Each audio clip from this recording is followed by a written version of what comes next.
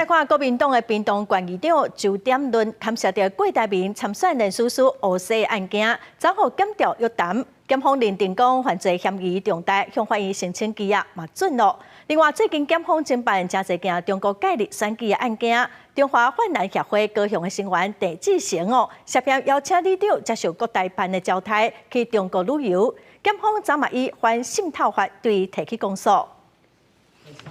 几若位县议员26中昼伫咧县议会门口做伙抗议司法不公，就是为着屏东县的县议长周点论疑似牵涉郭台铭参选连署书涉空的案件，半暝互人收押禁见这项代志。所犯为最轻本刑1年以上7年以下有期徒刑之重罪，其供述与共犯证人不符，且有勾串共犯证人湮灭证据之余。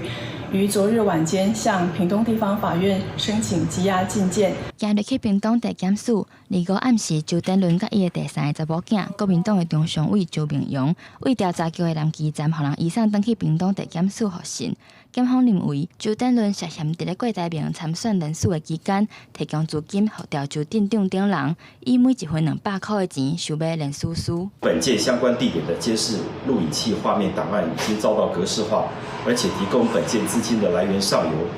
未到案，有事实认为被告有勾串共犯、证人及湮灭证据的疑虑，因而有羁押的必要，所以裁定羁押被告，并禁止接见通信。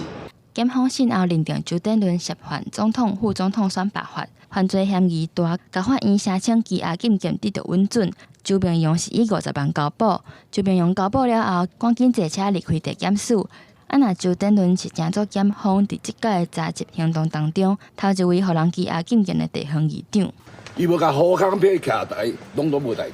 伊水甲徛台尔，知影就水甲独独啊！这唔种主好歹，